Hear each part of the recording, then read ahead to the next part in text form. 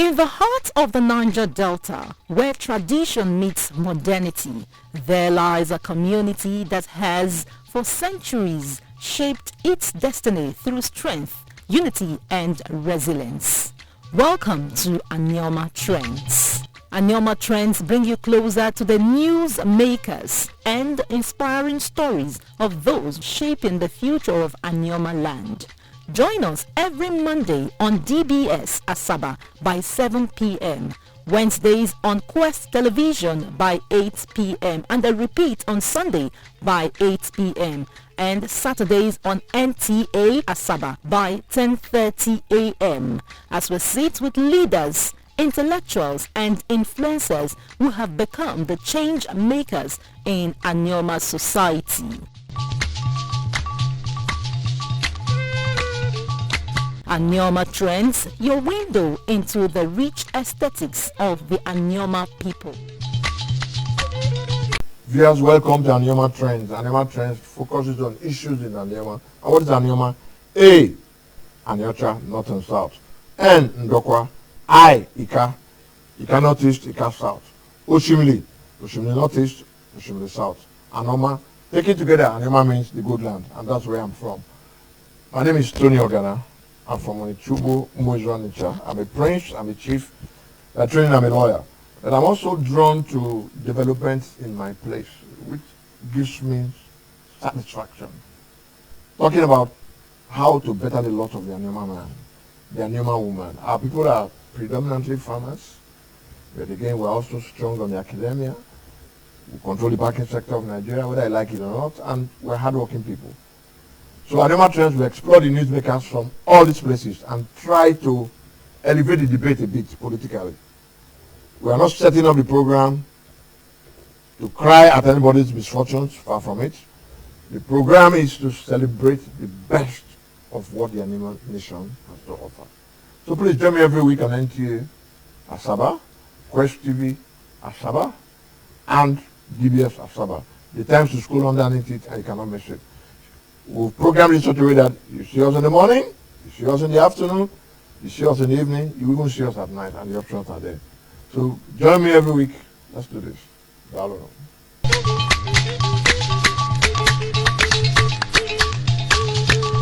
Welcome back to our Anioma segment of Trend Stop Time, which focuses on elite Nigeria and youth Nigeria doing it right, doing their jobs right. And you can bet that one senator, one politician, one activist doing his job right is my guest, Senator Ned Nwoko. Distinguished Senator, I'm about to get pugilistic with you. Is it true that you are just a placeholder for Okowa? That he told you, people had a broad oath that I will go and try and be vice president. More Dabana, if it doesn't work, I will come back, you will resign, I will fund, since I'm the one funding your election, you resign and I'll go back to the Senate. Okowa cannot tell you that. That's Okowa told me. I mean, that's the word of the street. But so That's Okowa told me. I mean, that's the word of the street. Whose line is that? Look, that is just a stupid thing for anybody to say. For somebody like me to say, I am. No. It never. I don't fall into that kind of category of people, and it never happened, and it wouldn't have even happened, because I offered to serve. And before, let me tell you, before I even agreed to contest, many people had come to me, encouraging me to go in to contest. And because I had given up. I had given up contesting for any elections until, in fact, it was when I was coming back from South Africa that I was with my mother-in-law, and she was telling me, look, people are talking so well of you. You have so much goodwill. You do. Why don't you, try again? I said, okay, well, I'll think about it. And then Engineer Bo and a few others began. They came here to my house 3 times, asking me to contest. Oh, really? Yes. So I never had any meeting with Okowa where he told me. Did you go to any shrine? Please, I am not that way inclined. Thank You God. know, I'm not, and I wouldn't do that. I will rely on the people to give me their mandate. And if it works, it works. I'm not desperate for any office. I know what I'm made of, and I also know the kind of ideas I have for Nigeria. I know very transformative ideas. I wouldn't waste my time talking to anybody, promising them things that I know is not possible. Because, I mean, how do you think? So suddenly after 1 year, or after 4 years, I'll say to my people, sorry, I cannot go back because I promised somebody. No, it doesn't even make any sense. So you didn't fund your elections, for example, because we had $2 million like Kenyans. My dear, anybody that tells you that he funded my election, let them bring their own bank account for that period, and I'll also bring my own bank account. You guys can set up a committee to... Let's see what I hire. Yes. I mean, I can bring my own account. Do you understand? It's a very simple thing. Don't listen to street talks. Don't listen to street talks. Okay? But I am more than capable of funding my own elections or funding election for others. I'm glad you actually mentioned $2 million. This was about what I spent for others after my own election. Wow. For others after my own election. In Anioma area or Delta State? Well, Anioma area. And let me tell you, even though, I visited all the higher institutions with Regina. Okowa called me, and because after the February election that didn't go so well for PDP, I was asked to please go to all the higher institutions.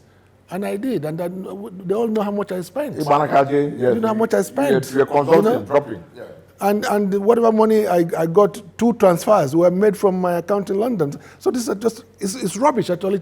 I get upset when I hear such talk, But it doesn't mean that Okowa didn't contribute. Of course he did. There was a time he called me and told me that he has $200,000 to contribute towards my election. And I thanked him. And he said, who will give it to? I said, give it to Pascal. Why did you say give it to me? Hold on. So $200,000, and he gave to Pascal. But I spent 10 times that for his own election, and for the election for the governor. So $200,000 is nothing. To you? To Yes. me, everything. Well, but when I hear that he funded my election with $200,000, I get upset because that is really an insult. Okay. But look, You've cleared the air. I'm convinced. look, I just hope we work together for Anioma people. That's what matters to me. Me, Okowa, and others from the current Delta State. But we must just forget about all these gossips and work for the interest of our people. Let us get an Anioma state where there will be 3 senators, for example. All Anioma? All Anioma. Governor, Anioma? Yes. Deputy governor, Anioma? Everybody. Local government chairman? Everybody. Okay, sir. So it's safe for me to assume that I know that every state has 3 senators. And I also know that governors knock on the doors of senators to ask for names for appointments. Has Sheriff appointed, Governor Sheriff of Borewori, has he appointed any of your nominees? Have you even nominated any person? You don't have to mention the names, but have they accepted your nominees? Have you gotten some contracts, usually contracts? No. In fact, this is a very difficult subject matter for me because I have decided to take it at my own stride. If at the state level I am not being acknowledged nor supported to make recommendations for appointment of commissioners or board chairman, or board members, if I'm only good for a couple of SSAs or SAs, that is nothing. Okowa as a governor, me as a private citizen, I got the same support from him. He even without me asking him, he asked me to submit names for SSAs and SAs, and he did it. I was not a senator. Oh, at the time? At the time, you know. So as a senator, I deserve a lot more. Oh, certainly. I deserve a lot Most more. certainly. But I'm happy that I am not focusing on what the state can do for me or do for my people. I am able to get things done at the federal level. I'm a federal lawmaker. Yeah. I have access to ministries and agencies here, so we're getting things done. We're getting things done. But that is not to say that the state, with just 1 year in office, so we still have enough time for the state to carry out those projects that I have identified as being critical for our people. I have just 2 more questions. Nigerian youth should beg you, particularly on the graduates on campus. And that's very close to my heart. Anybody who knows me knows that. They say, one, they want to join politics, and they want to be winning. How do you win elections in Nigeria? That's 1. 2, sir, how do they marry a beautiful wife like your wife? They say, I should ask you. They don't want to marry an ugly woman. They say, how do you marry a beautiful person? How do you join politics? And how do you win elections? You know, talking about wife here, you're trivializing issues. I'm telling you what it's ask you. Yeah, but they can ask me. I meet them all the time. So I will discuss that with them when I see them. You know? Okay, have you made money in Nigeria? Well, look, work hard. Work hard and be honest. Just be honest, because if you work hard, but you're also not honest, you know, someday you might find yourself in trouble, you know, in troubled waters. As to winning elections in Nigeria, your guess is as good as mine. It's a combination of various factors, you know, popularity, your level of support within your party, the party structure, especially for the primaries, luck, also destiny. Akalaka, Yes, destiny. yes, It's yes. a good day. So it's a combination of various factors. Anybody can be anything in life. Anybody, you know, the camera guys behind, one of them could become the president of Nigeria. Because Nigeria is such a... I mean, you're one of the governors. Nigeria is a beautiful place, a land of opportunities. You know, there are many factors that can throw up anybody at any time. And what my instinct tells me is that the young ones should just continue to get good education, or get good skills in whatever they are doing, and remain steadfast. Don't get frustrated and say, oh, I'm going to give up, let me become a thief or something like that, because such lives don't last. You know, you're going to be able to speak up at anywhere, be able to, you know, just hold your ground, and nobody can intimidate you because of who you are and what you stand for. Let me tell you this, in Nigeria, people suffer a lot. Part of something that I would want to talk about, just 1 minute, is the fact that the economy of Nigeria is very bad. The economy of Nigeria is very bad, and it is not going to get better anytime soon until we do something drastic. Entrepreneurship? No, until we do something drastic. You see, everything is linked to money. The economy is about money. The Bible says so. Money answers all things. And as long as we continue to encourage the use of different currencies in Nigeria, our economy can never get better. I tell you this based on my exposure, my knowledge from global experiences over the years. If we want Nigeria's economy to improve, a few things must be done. One, we must begin to use Naira as the only currency in Nigeria. We must forget about use of dollars, use of pounds, use of any other currency cannot be tolerated. For example, we have some products that we sell: crude oil, gas, gold. So anybody who wants to buy gold or buy crude oil or gas in Nigeria from America, for example, or from UK, from China, and you tell them that the only currency that we are going to accept is Naira, do you know what's going to happen? There will be demand for Naira globally. You know, it's a simple demand and supply. When there is demand for Naira globally, the value of Naira goes up and begins to compete with other currencies. Now, people don't know about Naira. If you go to Heathrow Airport or JFK or any other airport and you have your Naira in book, they'll tell you what is that. They don't know. So, but by the time there's a policy that our currency is the only currency that is going to be transactable in Nigeria, you know what's going to happen? The demand for Naira will be global. And any bank in UK or America or elsewhere, they will start to look for Naira to keep for those who will need it to trade with Nigerians. And I thought the logic should be the other way around. Well, let me explain that nation. Nigerian gas and oil is sold in dollars. Why can't we have the monthly federal allocations given to state and local governments in dollars? No, please. Yes. No, look, you're getting this wrong. Look, you can't buy oil in UK or gas in UK with dollars. You buy it with pounds. You can't buy... With sterling, yeah? Yes. You can't buy oil or gas or anything in America except you have dollars.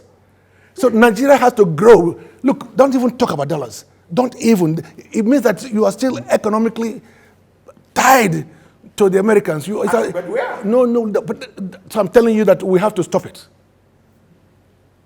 I mean, for you to even to advocate the use of dollars is that you're continuing with some colonial mentality. Look, let me tell you, it doesn't matter. It does not matter. BRICS is coming up now with their own currency, and very soon you will see they'll compete with dollars. Nigeria is strong enough. Luckily for us, we're in a country and in a continent that has all the raw materials. So we can survive without the World Bank. We can survive without the IMF. We can survive on our own. All we just need to do is to encourage local productions, encourage local manufacturing by making sure that banks, the interest rates are no more than 5%, 6%, so that people can borrow and use it to manufacture. And then you stop the importation of goods, except those critical ones, like some medicals. So if we do this is the kind of revolution I think about. It's not about carrying weapons or carrying but no. But it's being able to stand as a country. Because if you travel to UK or America or elsewhere, you are nothing. You know, the way they look at you disdainfully because you are a foreigner, you have no economy, your economy is tied to their own economy. No, our economy must be grown from within. And when that starts to happen, Nigerians will earn a living. Nigerians' income will grow, which will be relative to what we have, and people will be happy. Your views remind me of late Kwame Nkrumah. Well, I'm just telling you what I spent over 30-something years in UK. And and even to today too. You know, so I understand the system. I understand how a nation can grow. Nigeria as a nation cannot grow the way we are going. We are over-dependent in what others are doing for us. You know, just look at me and you. We are wearing our traditional attires. Yeah. You know, there's nothing wrong with saying, look, everybody go back to your basics. You know, your tailors can make your clothes. Yeah. You don't need to. You know, even the suits can be sewn very well by precisely. You know, so we must focus on self-improvement from within. Look, enough of, when I see my colleagues and politicians, they're going to America, they're going to Britain or France, and they're looking for foreign currency, I weep because, you know, we don't need to. You know, all it should take is just for the president to say, look, and I'm actually glad that last month or so, he said that crude oil should be sold to Dangote in Naira. Look, I've had a bill for the past 6 months on this, that crude oil should be sold to everybody and anybody that wants to buy it in naira. It is discriminatory to think you can only sell crude oil in naira to Dangote and dollar to others. That is not good. You cannot, look, the advocacy for the use of naira must be total. You cannot have some foreign workers in Nigeria, or all foreign workers in Nigeria being paid in dollars. That is discriminatory. You must pay everybody that wants to work here. You pay them in naira. And you cannot have what they call a parallel market. Yeah, dual exchange rate. You know, you see, if you stop the use of dollars, it would do away with the kind of fraudulent practice that happens between CBN and banks and the Bureau de Change, where banks are no longer doing traditional banking of lending to people because they make so much money from trading in dollars. And so the earlier we understand that dollar has done us more damage, the better for us. If you go to your village and you say, how much is that corn? They tell you, oh, the price has gone up from 100 to, they say, why? It's because of dollars. So everything has been traced to a foreign currency that is devastating our economy. And the American economy is growing because of it. They are growing globally. Look, if I were to be in charge of deciding on many things, one of the things I will also do is to close down our foreign exchange account in New York. For it? Oh, I'll close it. That money will be transferred to CBN to be managed by CBN for whatever it is worth. You know, look, the idea of having balance of trade payments and all that. You know, but that's when you are trading. You have equal trading needs, but you don't need it. Foreign reserves. You don't. Yeah, look, where is America's foreign reserve? America is the biggest debt in the world. Where is the foreign reserve? No, they have with Bank of America. Okay, their own bank. Yes, America's foreign reserve is in America. British foreign reserve is the Bank of England. The French foreign reserve is Bank of France. The Chinese foreign reserve is with the Chinese government. Even the Moroccan foreign reserve is with the Moroccan government. But our own is elsewhere. And it's not dormant there. It's being used by them to trade, to lend to the people at very small interest rate. Do you understand it? So we need to change the way we do things. And we're no longer a colonized country. That time has gone. We must think differently. We must think of solutions that are out of the box, you know. It's such a very simple solution, but we must have leaders who are strong enough to say to America or Britain, look, let me put my people first. And when that happens, Nigerians will be happier. As it is now, we are putting America first, we are putting Britain first, we are putting Chinese first and all that. And we are so creative, we are so productive. All they just need is little money, loans from the banks to produce and trade. Even if we are not there, we don't want to focus only in Nigeria. We can trade within African countries. We can have a common currency in Africa. Because this is a very rich continent. Yeah, that was Nkrumah's vision. Yeah. We have everything that we need, every raw material. We don't need to export any raw material. We can prohibit the export of every raw material. Let us just... So we have to process it here. And then we use it, and then whatever else we want to export, we can export. If you have had it, I promise that I will punch the senator, the senator ended up punching me. But it's okay, what does it matter? We want a better nation, want a better country, want jobs for our youth, want to strengthen the economy, strengthen the morale. Thanks for your time. Mr. Richard, thank you. Thank you. God bless you.